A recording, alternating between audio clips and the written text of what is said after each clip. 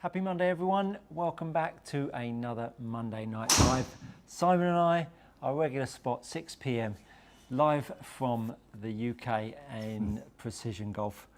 Another big week of golf. Yeah. So lots of low scoring.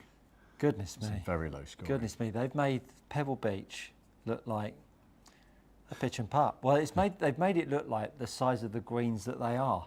Yeah. I mean, they made it look like just a short little chip around golf course. Shooting 60, Wyndham was going like a steam train, front nine. Those of you that haven't seen it, Wyndham Clark shot 28 for the front nine of his third round at the AT&T Pebble Beach Pro-Am.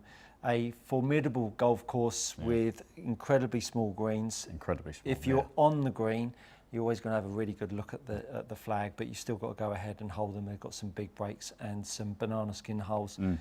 Obviously shows his class, being a major champion now, and obviously taking that on and putting it on the slightly bigger stage of one of the regular PGA Tour events. Yeah, I mean, around any course, 60 is quite something, and I know the setup being the first 2 rounds of Pro-Am, so I know the course setup's not quite as tough, but to be literally that far away from a 59 on any course on a PGA tournament week, it's still not set up easy. Been fortunate enough to play it, and so those greens are tiny. I think they're a third of the size of the normal PGA Tour green. But what a place to do it, and to win in the end. Yeah. As usual, we'll be taking all your questions on the iPad. Leave the abuse and the questions, anything on obviously club fitting, building, equipment, anything that you would like us to test, hit, play with. Feel free to fire those over, and anything coaching related as well. The iPad is ready and waiting for us. On the European Tour, nice to see Fratelli win again after what he described as close to giving up the game. Yeah, I mean, it's a hard game, and as someone who's been a repeated winner on the Tour, went over to the States, did well in the States, and just had a fallow period, and God, belief-wise, is so tough, and you can understand something going, God, am I going to have to find another career? And something's clicked, and he's come back to DP World Tour and won. Fair play. Great stuff. There's been a fair few golfers that have made the trip over to the PGA Tour. We've all been accustomed with the fact that it's a very different climate with how the golfers mix off the golf course as well as on the golf course from the European Tour or DP World Tour compared to the PGA Tour. What is it that you think that makes a European Tour player go over and succeed? I think ultimately, I think a lot of it. Well, you look at Pavon. He's gone over and he's won. He finished up there again. I think he was leading. Was he leading going to the last round again? Yeah. There's just a belief side of it. I don't. You look at certainly now. I think historically the level of golf on the PGA Tour was higher, and so it was harder to go and win there. I think what we're seeing now is that the level of golf, the standard of golf on Europe, on DP World, that translates across. So you get potentially more different grass types. I think the conditions are better, but that leads to maybe some more extreme course setups in terms of green speeds and pin positions. But I actually think that the players playing on the DP World Tour, it's a world tour. I think they're more rounded players because they're seeing so many different countries and course types. Yeah, I think a lot of them have a bit of maybe a tough time when they're on the range with a lot of golfers that they've seen on the TV playing, even on the DP World Tour. DP World Tour players are watching PGA Tour golf, and they'll hold that tour in a higher regard than their own. And I think we're on a bit of a run where obviously we've seen a slight separation with the best players in the world with LIV and PGA Tour. All of a sudden there are a lot more golfers on the PGA Tour that they probably don't know, haven't necessarily, or they don't necessarily hold them as big figures as that maybe they were practicing with a Phil Mickelson, Dustin Johnson, that kind of thing. So I think maybe they almost feel in a different headspace going into an event. When you look on the leaderboard there, Mark Hubbard, Aberg, I mean, he's obviously new to the tour. Going to be a real big player on the world stage, but not necessarily golfers that anyone's super scared of. Certainly Wyndham Clark probably doesn't put the willies up a lot of golfers. So yeah, I think you're going to think they've got opportunities. I mean, you look at the last, or two of the last few to go over to the other side. Rahm Hatton, there are two big names that are now, there's a void there. So you've got two spaces that you're going to think, there's two more chances to get a big finish. So I think that side's part of it. I think historically, there was a massive inferiority complex going over there. As you say, you've got the likes of the time when the US was dominating Ryder Cup, and you were going over to their territory. Whereas now it's so much more fluid. There's so many more world players play on the PGA Tour, and I think it is less of a big deal in that respect. I think it's better for it as well. I think it's nice to get a range of winners, because every week there's someone that could really take the title. We've got a big trip coming up in May to Costa Navarino. Do go over and check out teamchallengetrophy.com, which is where you can find out all the information, all the prices, the dates, the flights, and your opportunity to enter. You're now captaining a team this year, which is great. Myself, Roger Chapman, Paul Nestling, Lewis Sparrow as well, that is captaining a team. So do go over and check those out. I'd love you to join us. You don't have to fly from the UK. You can be flying from mainland Europe or the US. We'd love to have you along. By the looks of Drum Man, who is, let me tell you, he's never seen him so relaxed. The weight is dropping off of him. The years are dropping off him. He has never looked so relaxed with this new lease line. If you've not followed the saga of having to run these lives off of my phone, and now we are lease lined up with an upload speed, if you're sitting down, upload speed of 180, 200 meg now. We got a 200 meg. Mr. Axelson, I know exactly what that means. I haven't got a clue. 200 meg lease line. So we should be coming to you in 8K smelly vision. One other thing for the weekend, 59 from Joachim Niemann. Yeah, granted, not the toughest. It's always a course people go low on, but again, 59. I had a client. He was on for a 57 at one point. I had Joel O'Hara, a golf pro that I coach, was down there 2 weeks ago, or the day before that they were closing it, and he went and played it, and he said it was a spectacular golf course, and the condition was unbelievable. So always great. It doesn't matter what golf course, what tour, any time that someone has to deal with going up against 59. I mean, Ollie Fisher did it, didn't he? He probably one of the latest ones to do it. Yeah, but that was in Portugal, wasn't it? Yeah. That's right. Anytime you've got to deal with that mentally, and you know what comes on the back of it. Oh yeah, he went 59, then he went 12 under, 1 over 1 under. So you always see that as well. I mean, maybe you can tell me, why is it so hard to follow one up? You always see, like, had Wyndham Clark had to play the last round, you can guarantee shooting 2 under or something. He's not going 6-7 again. You always see it. Yeah, I think there's 2 points on that. Firstly, if the best players in the world can have a 10, 12, 14 shot swing in their scores, and then we get club golfers at the weekend shoot 78 and then 92, spare a thought the fact that if the best players in the world can do it, then you can do it too. It's just a different parameters. Absolutely. Why they do it, I think from the get-go, they are very expectant tour players, and I think once they get out onto the first tee, and it doesn't necessarily quite feel the same, they're now dealing with a lead, they're now dealing with expectation. I think that's always a toughie, and ultimately the thing that separates 2 rounds of golf is the putting, right? They roll a few long ones in. When you look at these guys shooting 63, 64s and 65s, they're not going around having tap-ins. They're rolling 20-footers in, 30-footers in, 40-footers regularly through 18 holes, and I think that becomes very difficult. I think the stat for Wyndham Clark's round is he had 180 odd feet's worth of putt hold. Now consider one of them was about a centimetre. Extrapolate that. That's averaging 10-foot per hole hold. Which is a lot. Which is a lot. So that tells you where it comes from. See how many 10-footers you hold this Saturday or Sunday. Crikey, we've got a lot of questions coming in. Let's flex those muscles. One thing we are going to do, we're going to set a hole up on the range here at 110 yards with a 35-mile-an-hour wind into, just to replicate the 7th Wind hole at Pebble into. Beach. Into. Lovely. Can't just wait. to show what, just have a bit of a laugh at one point. I can't wait that.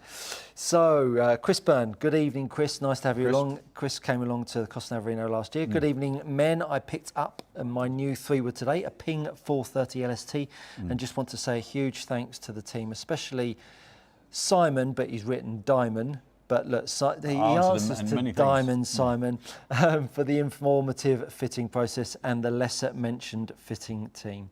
Thank you very much. Nice of you to say so. Niels Axelson, straight in, very interesting. The Proto Concept CO1 TB inner ceramic in your video from the PGA show. What will it bring to go opposite most and bring less weight in the sole? How do you expect they will perform? So some of it's how it distributes the weight through the head. So it looks. Let me grab the head. I'm seeing the audio stuff. It looks like your standard blade, but has some inner workings of it. So the head itself is a very, very standard blade head. There's nothing on the face of it. There's nothing you look at and go, oh yeah, that's got some tech in it. But through the inside of the head, in the muscle, is a ceramic chamber. So really weight distribution. So it's giving a little bit of perimeter weighting, but it's also about the density of that and how that actually reflects the energy back into the ball. So nice logo as well. It is, yeah. I mean, made by Endo, whose top line products Epon. So top sort of forging house in Japan. And I think it's things like this from a multi-material construction point of view that show actually you can have a head that looks as pretty and as classic and as traditional as the mirror blades I've got in the bag there, but actually start to put a little bit of help and a little bit of tech into a blade. Wonderful number font. Isn't it? I don't know what it reminds me of, but something of previous years. It's a lovely number font. Years gone by. Yes. There we go. Wouldn't even know what the font's called. Jumpers as goalposts, that sort of thing. Yeah. So Papa B, cheers gents. If you have a TSR weight kit, could you hit a TSR2 driver with the lightest, standard and heaviest weights installed? I'm wondering how the weight changes impact the results. Okay. Yeah. James got the head out. We'll collect the weights I'll collect the weights together, and we can. While you're doing that, I'll throw some questions at you. Simon, I've watched a number of iron fitting videos where a 6-iron is used to do the fitting. How does the other irons, pitching wedge to 4-iron, get fitted? Also, how do you fit, say, a progressive set of irons? So you use a 6-iron because you're going to see the biggest variation it's where the spin and the flight and strike point have the biggest bearing. So as you get to the upper mid part of the set, it challenges someone's ball striking ability, so you can see where head style makes more of a difference. Down at an 8-9 iron, you don't get the same kind of variability, but you also get a better picture from the actual flight itself of how much variation the spin can make. At the shorter irons, there's a lot of spin on an 8 and a 9 iron. So other than someone who's very low spin, you don't see that much variation. So it's a bit of testing someone's ball striking ability and really getting a look at how stable the flight is of that part of the bag. And what was the other bit of the question? How do you extrapolate that through the set? Ultimately, with any iron set, generally speaking, the swing stays the same through the irons in terms of you're fitting for a full swing. So when you go into the wedges, the swing often changes, but you can take that through the set. The head weights progress, the shaft lengths progress, unless you're in a single length Cobra set. So actually, the practicality of how you fit the 6-iron tracks through to the longest iron into the shortest iron. There's always a bit of a progression in the weight of the shafts as well. So. And then really from there, you're looking at loft gaps and maybe a bit of head construction at the top end to maximise ball speed and forgiveness. Comprehensive as usual, isn't he? Anyway, get back to building that club.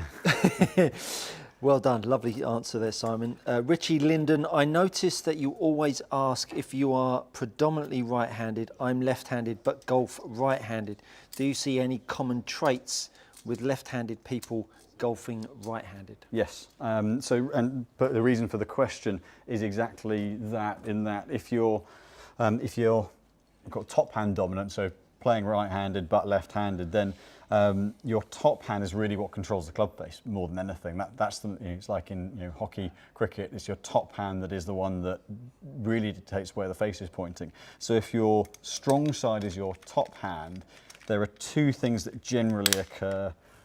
One is, if I can get this out of the base of the club, which is being stubborn because I'm trying to release. So what you tend to find is, as a right playing right hand, but if I was left hand dominant, as you start down, that kind of wrist cock position is a very, very stable position. So you tend to find that either that stays strong in that position and the face tends to be held off and missed right, or the dominant side, it's a very strong recovery and roll. So if someone has a natural little bit more of a hand roll in the swing, so drops inside then closes, it's a really strong move over. So you tend to see high right or low left as a predominant miss. But kind of rooting from the same thing, but for two different reasons from a swing linkage point of view. Very good, very good. Andy Corso, will you be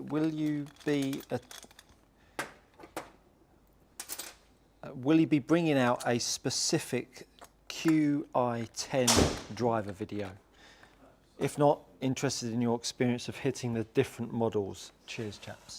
There will be, if there hasn't been one already. I thought we have done a general review, but certainly I can go into more detail on them, or if it's a comparison video, I mean, yeah, we'll certainly be doing that.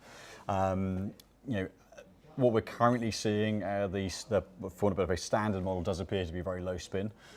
Definitely better across the face for ball speed than Stealth 2.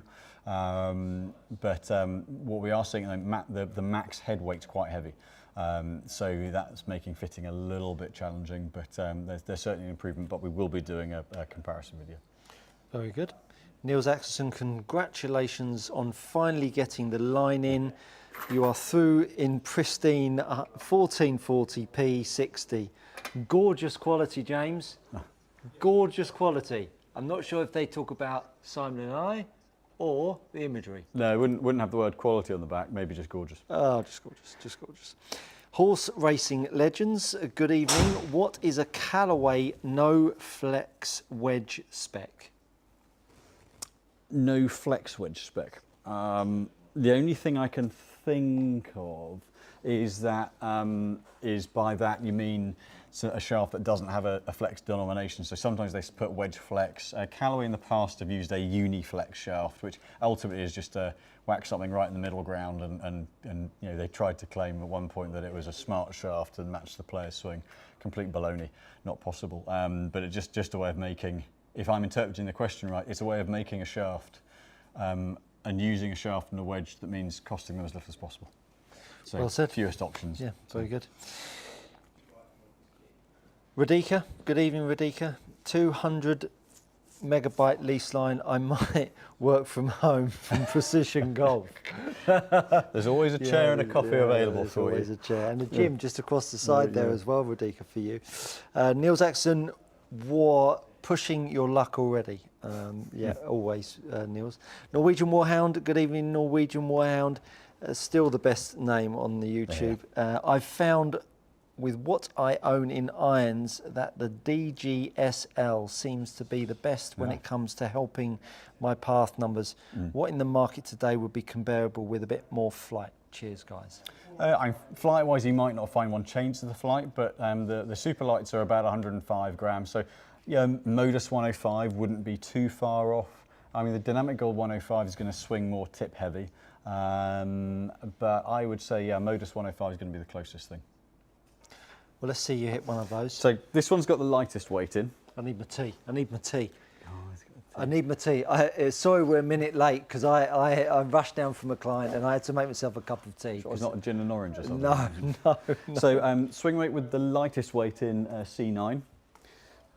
So, and really for me with this is going to be, it's a dispersion pattern that's going to change, because it's going to change how that club head as you start down, drops, and how much energy I've got to put in to manage the club Is this the heaviest one? This is the lightest one. Oh, this is the lightest one. I'm going to put my glove on. I'm going to have a whack with this. So I'm just going to swing. I'm going to try not to adjust to it. You're just going to swing. Yeah. If you've not tried them, by the way, gxgolfgloves.com.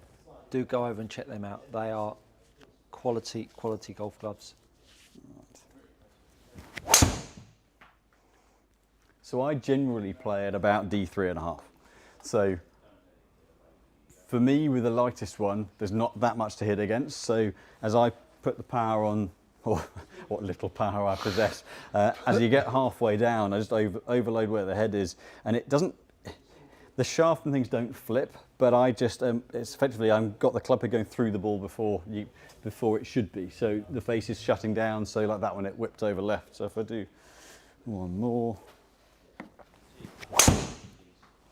So essentially it doesn't drop down into plane. Lighter. So who would you say you prefer fitting lighter shafts for? It's really someone who doesn't have. Golfer? I mean, lighter shafts, lighter swing weight is generally for someone who's not, for want of a better phrase, a handsy player. Someone who doesn't have a strong rotation through the ball. Kind of some players, like I do, I recover through with my hand. So, you're better with a lighter swing weight than I am. Yeah. So your weight, like with your driver setup, it's a heavier dead weight than mine in terms of shaft, but the weight's more evenly spread through it. Whereas mine's more lighter, which is this shaft, it's lighter, but the weight's more in the tip end. So I pull against the club head end a little bit more. Right. So if I haven't got enough club head to hit against, if I don't manage it, it's going left all day long. Well, whereas for you, that's just pumped dead straight up there. That seems to go quite straight, that one. Like that. That seems to go quite straight. So I'll so that's the light one. That's the light one. On. Goodness me. I've seen oil rigs move faster than that. So, Mauser 63, very good. Good evening, good evening, Blues Brothers. Would love to see you hit a standard ping G460, 430 max with the head weight removed versus standard, thanks. Okay. Everybody wants, is that a driver? Yeah. Everybody just wants to see us hit drivers. So this one's now got the standard weight in D3.5. Okay, so technically this should be better for me. That was C9, C9.5. Oh, okay, wow. So that was light. I've just rolled it a little bit more, but it's not starting as far left. So for me, that starts to drop in, so I can then hit against that. Right. A little bit heely. So it's less far. How many balls have you hit so far tonight? 30 or 40? Well, I was playing around with the wind earlier on. Okay, so you've hit about he's hit about 50 shots already. That's why he's coming straight out 108 miles an hour. Look at him. Yeah, so timing-wise, that drops in, and I can then square the face much more with that.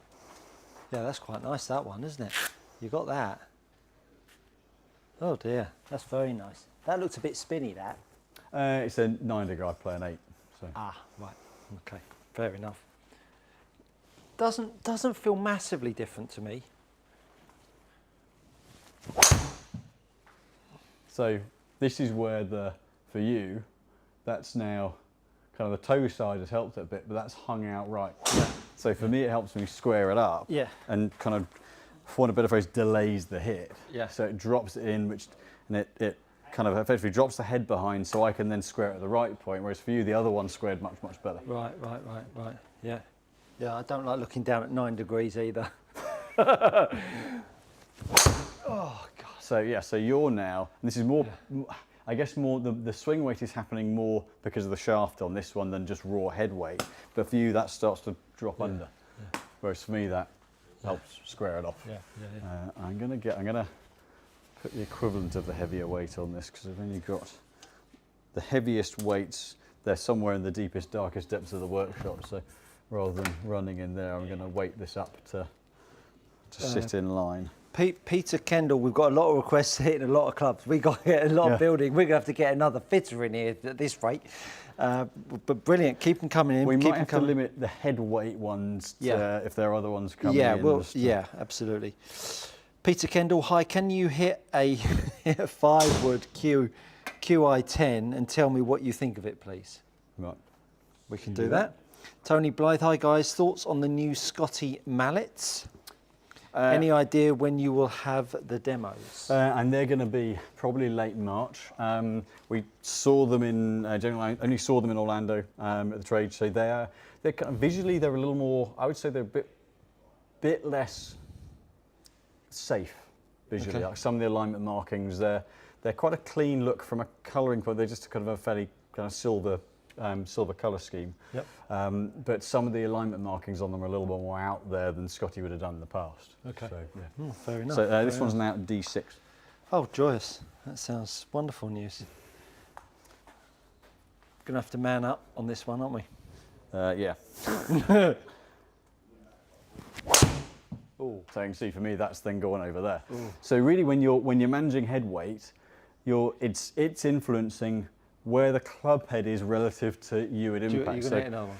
I displayed it pretty well. Yeah. So that displayed the nastiness. This one is the shaft that I use. So when the swing weight was in the right area for my own spec, those are the ones that hit down the line. Too light for me left, too heavy for me, right. Yeah, yeah, got it.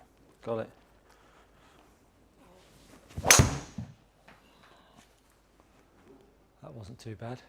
So what this also shows is that you get different actions are more susceptible to head weight than others. So for me, because I have a little bit of a drop, open and close, a little more rotation in my swing, I'm more sensitive to head weighting. You keep the face on line better through the swing, therefore it's less volatile. Right.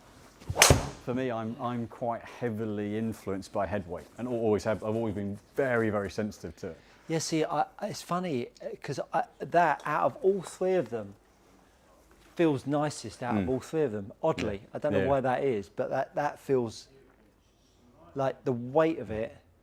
I don't know, just feels like I've. So essentially, I'm much more like Goldilocks and the Three Bears and the Porridge, too hot, too cold, and just right.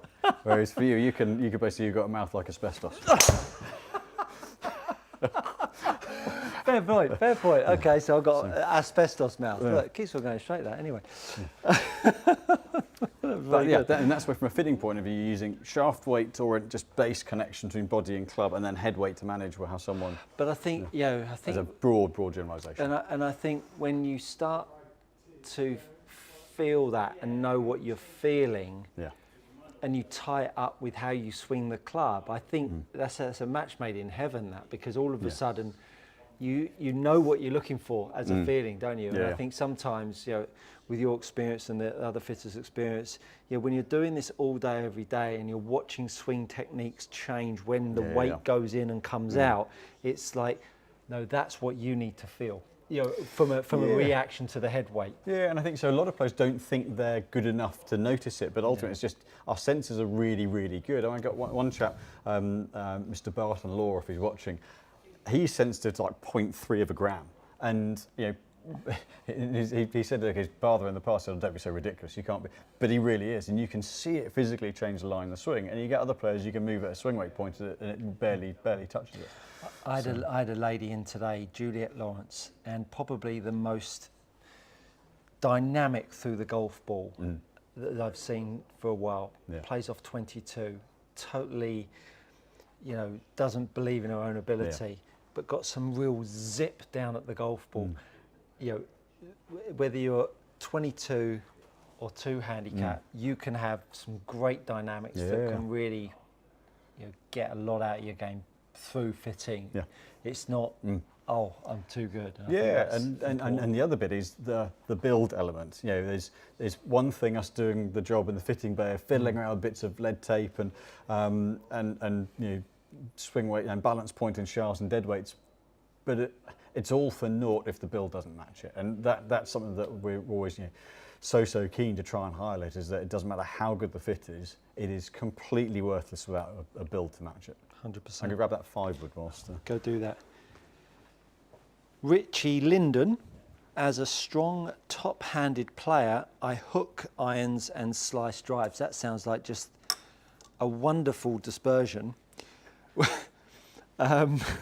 Sorry, I shouldn't mock. Would a fitting help mitigate these? Yes, 100%. If you've got one miss with your irons and one miss with the driver, as you know as well as we do, people's swings are not that variable. You know, you make the same base moves using the same muscle groups, the same person swinging it. So if you've got a miss in one bit of the bag that's totally different to a miss in the other bit of the bag, then you have a set of clubs that are, even if they're consistently wrong, you know, at least you've got the same miss throughout, whereas you've clearly got bits of the bag that really don't complement what you do. So, yeah. And if you watch a tour player being fitted, and the reason why I relate to a tour player is because we all think that they're just these repeatable machines that just do. If you gave them two different drivers that weren't matched up, they could be hitting these perfect little draws with their irons and their own driver, and then you give them something else and then they're hitting cuts because the balance of the weight doesn't match up to them. So absolutely, if you're hitting some slices and some hooks, get fitted, because at least if you were to walk away with I always hook everything or always slice everything, then you've got a continuity through the bag, and that in itself is consistency that you can actually start on work on some start lines and play with it and then evolve it with some coaching. Manage your game on the course, absolutely. strategise. Yeah, 100%. You said the problem actually, fitting tour players is far harder than fitting amateurs, because you know, most of them within two swings have adjusted to the club, and that's actually something we don't want that. Whereas for amateurs coming in, they swing their swing, and some are quite vigilant and adjust to what they see, but actually the base swing takes a lot longer to adjust, so it's much easier for fit amateurs than pros. Yeah, 100%. There's some heckling going on further down. I've just had look, which is great news. Thank you for that. A bit disappointing, though, wasn't it? Yeah, most stable driver that's low launch and spin. Does that unicorn exist? You know, the 430 LST. You know, it does That's exist. Ping. Yeah, sorry. Yeah. It does exist to a point. So I think that's something that's come about much more in the last couple of years. You know, the 430 LST is good. The TSR3 off centre I found as a slight kind of heel miss most of the time. Very good off that. Things like the AI Smoke Triple Diamond has got much better off centre, but you're always going to give up a bit of performance off centre with a low launch, low spin head versus a kind of more moderately launching but weight back head, always. Don Keek asks, have you a drill to combat fat shots? I have a problem with long irons hitting behind the golf ball. Let me show. I was worried for a minute you were asking me that. So fat shots, invariably you'll get a resolution of putting a bag tail behind the golf ball. Let's say you're hitting towards Simon, and then someone will give you some sort of a drill where you put a bag tail back here, my lovely GX golf gloves bag tail, and then the idea is that you start to get forwards and start to hit down. The trouble is, with a golfer trying to move forwards, it's the right shoulder that's still back. A golfer can only create more shaft lean and hit more down is if this right shoulder comes around so that you can start to get low point further forwards in the swing. So that right shoulder needs to actually come more around the ball. So my advice to you would be to hit shots flat-footed. I know that sounds like an absolute opposite, but when you hit shots flat-footed, what you actually allow is the hip to come back and the right shoulder to come forwards. And at that point, you can start to create a low point that moves progressively more to the left. Now, if you start hitting slices, that's because the face is open to the path line, not because you're starting to hit more down. And that being said, most people who hit the ball fat, it's because they're trying to get the club face back to straight, because if they were to hit down, they're going to open the face up. So the fat shot is usually a symptom of you trying to unload the face and get the face back to square. So hitting shots fat-footed, first of all. Then if you start striking them well and you start to hitting some slices, you might want to then look at your club face alignment, which an easy one to do is just change your golf grip. So those are two ways to get rid of the fat shot. Hopefully that helps. Don had a great follow-up question. He said, like to know who's Statler and who's Waldorf. Now, I never knew which one was which, so the one was taller than the other, so therefore that makes you the taller one. Yes. Normally on the right of the box in the Muppets, that one, I think. Yeah. Yeah, brilliant. Good question, that. Yeah, good. I'm going to have to work out which one was which and then answer that next week. Yeah, we need to get masks and all sorts of stuff. Another great name on YouTube, I Love Turtle 315. Yes, Evening, Statler and Waldorf. Great to see Simon review a proto concept irons this week. More players should try. Thank you very much. Michael Barber, hi guys. For someone that has been described as having a deliberate swing, what weight of shaft would you be looking to fit that person into regarding a driver? Forgive if it sounds a bit facetious, but the right one. Ultimately, deliberate inverted commas is more because it's a sort of a quieter tempo and in theory a slightly what some might call slower swing. Now actually there are some swings that look slow but actually create quite a lot of speed, and often happens when you're nicely balanced through the swing. But really, if you were looking to generate as much distance and speed as possible, you're fitting the lightest shaft that you can control. However, light doesn't always equal fast, so there are lots of moving parts to it, but ultimately the shaft that gives you the best timing will always give the best efficiency of performance. And there is no one size fits all for that. Absolutely. If you're new to the Monday Night Live, we are here every week at 6 p.m. and we will always answer your questions. We've got another 22 minutes, so do get those questions in, or any requests on anything, golf equipment or coaching. Are we going to hit this? Let's hit this QI10 5-wood. Yeah, love it, love it. So historically, TaylorMade fairwoods have always been quite strong flighted. They've been, one, pretty forgiving, but quite relatively low spin. So, and these don't appear to be any different. I prefer the dark face on the new drivers though. This is TaylorMade. TaylorMade, yeah, the QI10 5-wood. So I've always generally hit a highish ball, but That's almost gone as far as that driver you were hitting. I reckon it'll come out like a 3.5-wood spin. That's gone like a cannon. Yeah. So Nice. yeah, it's been a 5-wood spin, 4-3. So I'll give it one more just to make sure. So Very good, very good. definitely across the face, the most stable that I think they've made. I think very, very good heads these. Simon and I are going to be out in Cyprus in May, 14th to 18th. TeamChallengeTrophy.com. Greece. Greece. Greece is the word. Cyprus. Greece is the word. Cyprus. Greece. Greece. Yeah. TeamChallengeTrophy.com. Go check that out. We're going to be hosting up a couple of teams. So, what are your thoughts? So very, very stable across the face. I think if you're looking for a head I think with these, it's because of where my flight's always been, a 5-wood, I have to go a low spin head, otherwise it goes into orbit. But the fact that last second hit stayed under 4,000 revs of spin, for me, that's going to produce quite a strong flight. I know the 3-wood's quite punchy. So certainly if you're looking for something to generate a little bit of launch but stay kind of on the stronger side from a spin, and by stronger I mean a little bit lower, very, very good head. But really, really good across the face this year. I've been quite impressed with it. Not one for me. Richard Skinner, I played at the weekend. Front to back dispersion with driver was terrible, ranging from 230 to 280, using a Callaway triple diamond with Carly stiff shaft. Any ideas on consistency? Yes. Strike, first of all. I mean, if the difference between one out the neck and one out the toe, if you're neutral face to path, could be 30 to 40 yards. Yeah. Which head was it? It's a triple diamond. A triple diamond with a Carly stiff shaft. Did you say which model triple diamond? No, just the So I mean, generally the Callaways out the heel aren't too bad, but the Paradigm triple diamond and actually previous model triple diamond generally out the toe have very little spin. So your variations on spin out the toe and the heel with the Callaways could be very, very high. So to what exactly what Stuart said there, yeah, ball speed variation, a little less out the heel and then higher spin. That's if it's into wind, that's like hitting a brick wall, and the toe strike's just going to pile forward and run out. So hence your big difference. Yeah, big one. Totally underappreciated by most club golfers, I would say. Who have we got here? Sorry. It's always interesting to see how different, this is from Niels, you two react to different club setups.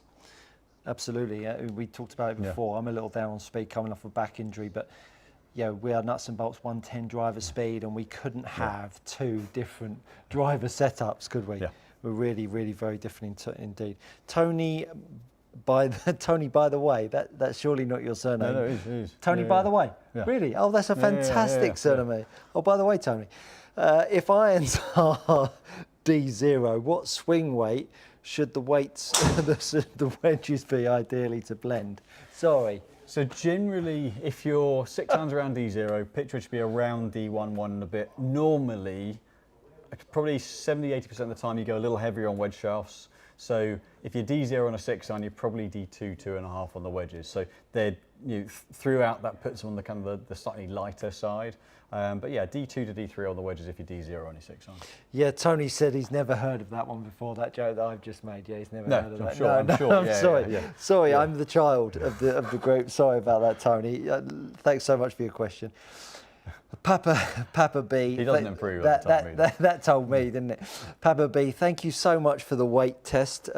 Best interactive golf content on YouTube.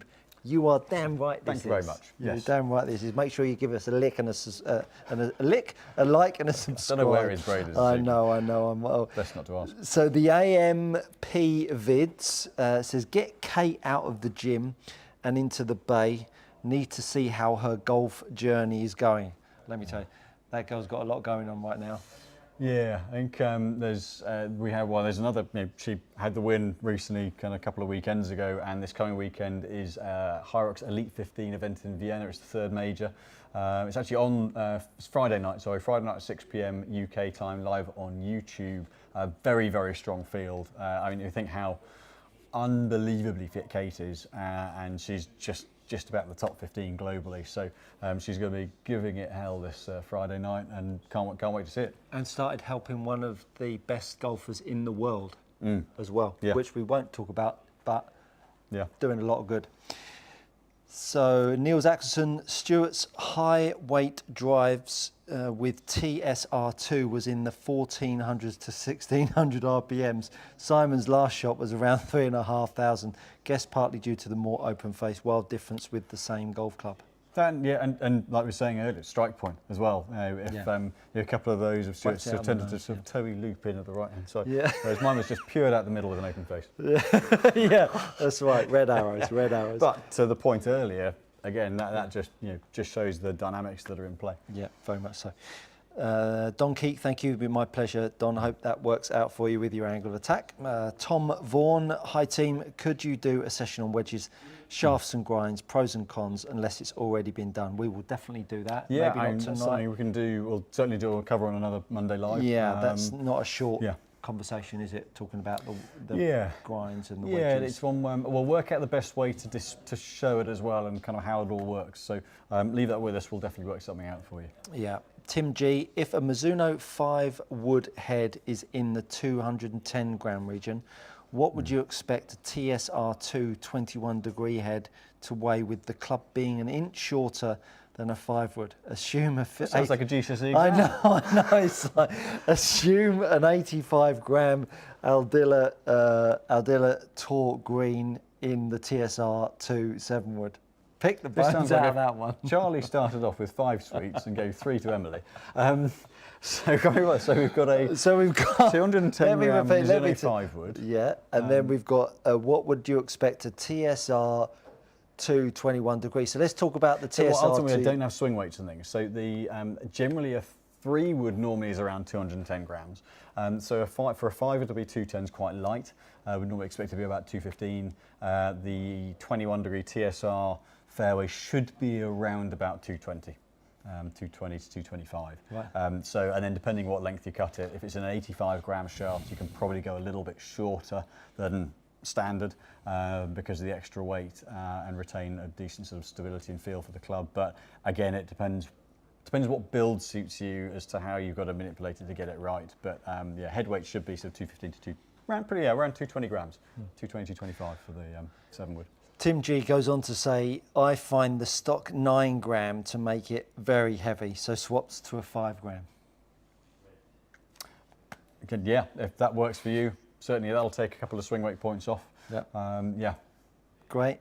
Glad you found something that worked. Yeah, exactly. Nigel, Simon does... I know which Nigel this is. Nigel, Simon does a heavier driver head. Simon, does a heavier driver head or heavier shaft help with the left hook tend to start with a fade, then back few holes, hit left and hooks? I'm going to read that again. We're driving to... Normally, I mean, both ways round, both can have a positive effect. A lot of the time, if the head's too light, you're going to flip it over. So a heavier head, in principle, can drop the head in a little bit more and open it up as you start down. So make it harder to close it too soon. But sometimes the whole club is too light, you're going to overpower the whole head weight and hit through it as well. So both can work, but normally you would probably look at a heavier head first. And if that doesn't work, if you're still overpowering and ripping it left, because if it's the Nigel, I think he's a very powerful man. Then the heavier shaft would be where we go with that as well. Is that the Nigel that came on the Costa Never Video? I hope so. If it's not, I've just offended another Nigel.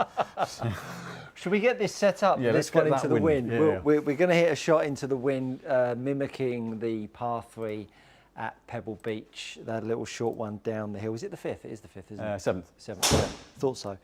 So, Tom Vaughan, great stuff. Tom, actually, you are very welcome, Tom.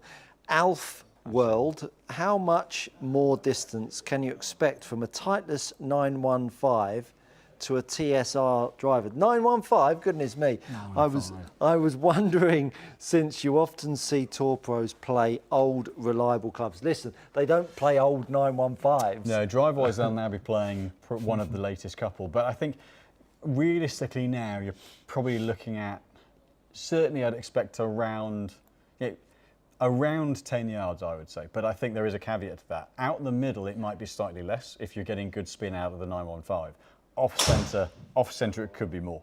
I think off centre is where, and I've certainly, having changed from an M4, which is a similar generation to the 915s, I've seen, I reckon, a good 15 yards benefit out of a heel strike with the TSR3 versus that M4. That's the thing that I noticed from going from my X-Hot to this Titleist driver. When you miss it, I with my X-Hot, I used to hit it out the toe. I'd look up and the thing's like a wounded mallard going. Now I hit it out the toe with this, and it's still got loads of fine neutral. But it stays up there. And the same out the heel. Might have a little bit of bleed on it, but nothing at the same dispersion. That for me, the heels one I've really noticed, because for me, because I've got that rotation, toe strike's always going to have the shot duck element to it. Yeah. But a slightly heely one, I just haven't lost anywhere near as much distance. No, it's a biggie. It's a biggie. Let's see. I'm going to start just as a kind of case in point of one that's without wind. So it's 110, just to kind of 110 to this 50, flag on this one over the 50-degree gap wedge. Got it. Just play a little kind of comfy one here. Did you mean to duff that or pull it maybe a little bit? But just to show that this pull one into the water. Don't go in the water. Don't go in the water. Don't go in the water. So bang. So what's that? Bog standard 3/4 gap wedge for me, 50 degree. One carried 114. Yeah, beautiful. Now, in the practice round, they had stronger wind than I can put on this.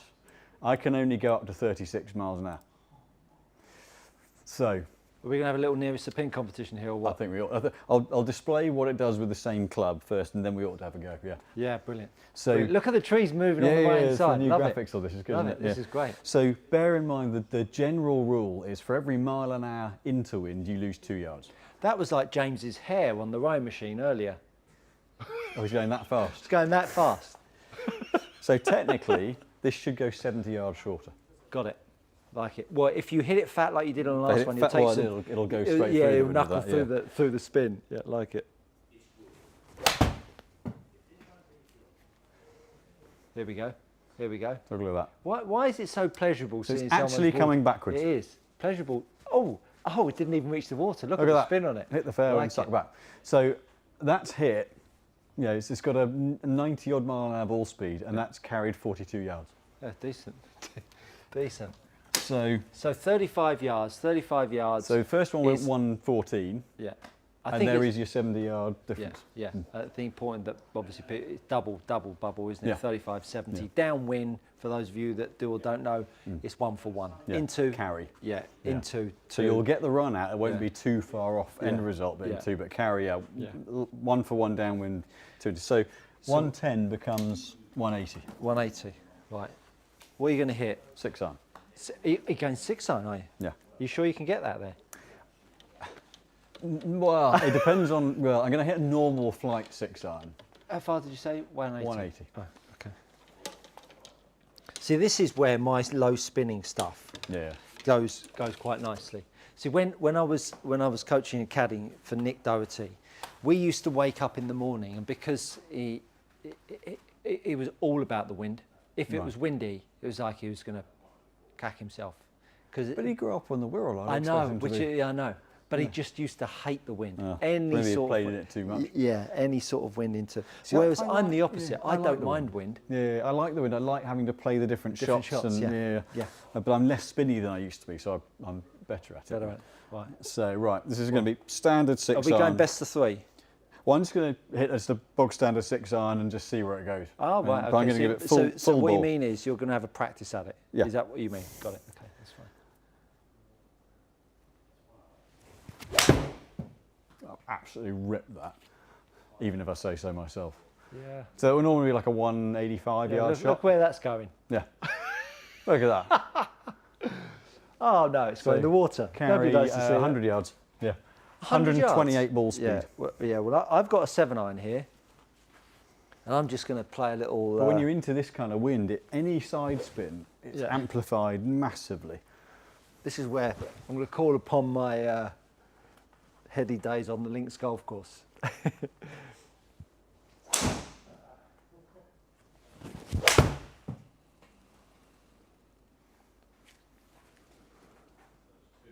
Come on, baby. It's not going to get Come there. on, baby. It's not going to get there. Come on, baby. Look at that. Oh, short. Oh, that was. It's gone 102. That looked delicious, though, didn't it? Didn't that look delicious? Did you think that looked delicious? I thought it looked lovely. Yeah. So you're sticking with the same golf club? But I'm going to flight it down this one. Okay. All right. He's flying it down. But that's where. The reason we're doing this is on the practice round at Pebble. They had a 50-mile-an-hour wind into on the 7th hole, which is 110 yards, 100 yards, and Tony Finau hit a driver. What? No, he cut one up, but he hit a driver at it.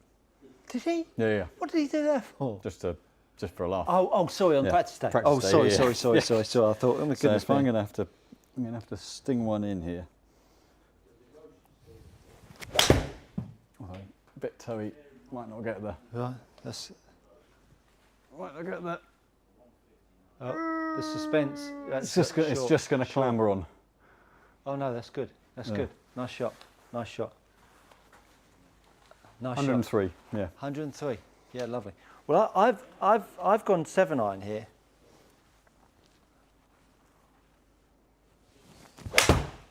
No. We hit a slingy hook in there, Oh, draw. Oh no. Yeah, I thought I'd cut it. In the water again. I thought I'd cut it. Makes. Oh no. 2 for 2. Oh, really? I thought that looked like that was on. Anyway, that was a good bit of fun. That was a good bit of fun. Good bit of fun. So what we've got here. So Peter Cantor, you always say James is on drums, and we all know what that means in the Muppet world. Animal. I don't know what that means. I think it means James is animal. Oh, really? I'm not going to do an impression. Okay. This is a family show. Josh Wright says, would you say fitting the shaft is far more important than the fitting of the head is fine tuning? No, so they both serve very, very equal importances. So the shaft you're fitting to how someone moves and timing and therefore consistency of strike. So your left-right dispersion is really guided by shaft and balance. But the head, someone's swing and the club head dictate the pitch of flight and obviously their shot shape tendencies.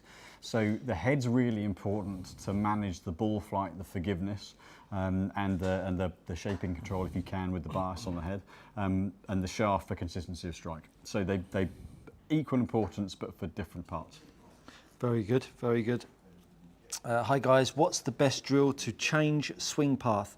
There is no drill that is worth mentioning, because if you have to work on your swing path, your face is pointing in the wrong direction to your path. And what I mean by that is if your path is outside in, that is because your face is open to your path. And if your path was too much inside out, that's because your club face is too close to your path. So whatever path you are fighting, it's because of the bend of the ball in the air. So fix the bend, either open your face to your path or close it, and that will change your path. So deal with the face, don't deal with the path. That would be my advice to you. What do you think about that? Sounds like hieroglyphics to me. But no, I know what you mean. It's kind of, we often say with putting in particular, is someone's aim impacted by their stroke, or is the stroke impacted by the aim? And it's kind of, they're both interlinked. Yeah, absolutely. Tony, by the way, consistently hitting the driver a little towards the toe. Suggestions of best fix. PS, my friends call me Mr. Incidentally.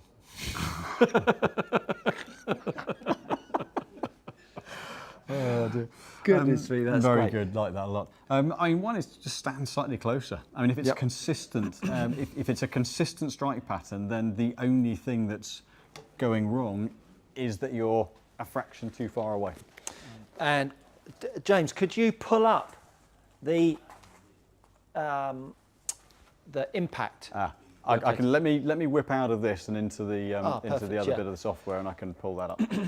All I was just going to demonstrate here is that, you know, so rarely do you get golfers practicing contact, and put it on as one of the drills that you want to do to impact your strike point is simply practice moving the contact around. So I'm going to hit this shot, and I'm going to hit my first one out the toe, and then I'm going to hit my next one out the heel side. Same setup each time. All I'm doing is I'm moving the strike point around the club face. Now I'm going to get it low on the face, at the bottom, and then I'm going to get the last one high out the face. And so understanding how you can actually physically make golf swings and shift strike points around is an important aspect. And I don't know about you, but when you go out and play, you can feel where it's coming out the face all the time, and you're always making these minute adjustments to get the strike in the right part. So I would go down the range, and instead of just looking to cure your toe, it sounds silly, but just go for the heel.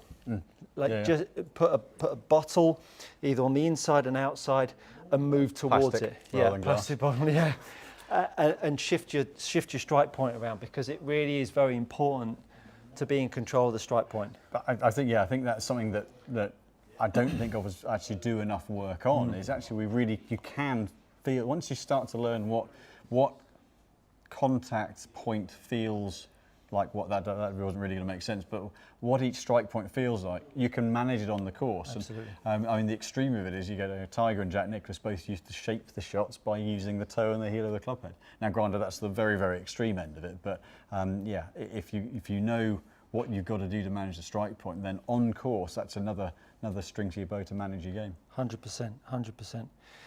Kyle Amick, it's incredible what a fitting can do. I tried out some clubs this weekend, and the fitter changed my lie angle and shaft flex along with weight. The changes made my fade disappear. Yep. So I'm going to make Golf Nerd 3 the last question we answer this evening. We're just at 7 o'clock now, but we do like to get everyone's answered. Yeah, absolutely. Tim G, why does Simon like to begin with the ball in the toe of the swing at the start? It's not a preference. It's something that's crept into my game over time. I used to have more of a lateral move than I do. I can only assume that made me move into the ball a little bit, and to the point that you were just making, I've just migrated a little further away to get the strike out the middle. Something I've done for years and years and years, and if I address it out the middle, I get close to a shank. So, so you know what? If it's not broken, don't fix it. Absolutely right. Horse racing legends, bit off topic. Ceramic speed bearings are the industry leader in road and track cycling, but incredibly expensive to buy for marginal gains. Interesting to see the use of ceramics in proto irons. Yeah, and we'll that see. Just shows the applications in other industries and how that's now being implemented in golf clubs, and inevitably it'll be a cost versus kind of not benefit, but cost versus how many they think they can sell kind of question mark. Nigel says he's offended, so I think that might be the wrong Nigel. Sorry for offending you, Nigel. If you're not the Nigel who wears orange, I'm very, very sorry. If you are the Nigel who wears orange, you deserve it. Josh Wright, thanks for the insight, Simon. He's here every week and he's very, very good. Golf Nerd 3, have you guys ever experimented with mid-side jumbo grips? Would you consider doing a video on grip size? Yes, we would. Certainly. And one of the biggest considerations is the weight of them. So if you go up, most standard grips are 50 to 55 grams.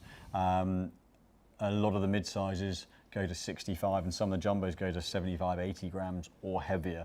So if you think that that makes the grip 50% heavier than a lot of driver shafts, that has a huge impact on the way the club swings. So we'll certainly do something on that as well. And Richard Skinner ends by saying, great advice on practicing strike points. Well, it's been another hour that's gone like a click of a fingers. Rapid. Yes. Thank you for all the questions. Makes it go so quick. Absolutely, it really does. The interaction from you guys do make these Monday night lives. And if you know golfers that would be interested in our 6 o'clock Monday night shows, do give them a share with them and get them along so that they can ask us some questions too. Busy week ahead for you? Busy week ahead, yeah. We're into what we call silly season now with all the launches. All the products are pretty much here. There's an odd couple coming in. We're now golfers coming in, getting ready for the start of the season. So, yeah, we're stacked out. Yeah, absolutely. It's a busy time ahead for the whole BG team, the coaching team, the strength and conditioning team, Stuart upstairs, chiropractic and sports rehab. We've got lots of exciting things on the horizon. Obviously, we had mentioned Costa Navarino is coming thick and fast, so do go over and check out teamchallengetrophy.com if you want to get involved in being your team. That's the other bit that makes it busy. I've got to find time to practice and have a lesson. So don't know where either of us are going to find time for that. Best of luck with that. Well, as ever, we really appreciate your interaction and we thank you for your continued support of our channel. And we both look forward to seeing you at this time next week. See you then. Thanks a lot.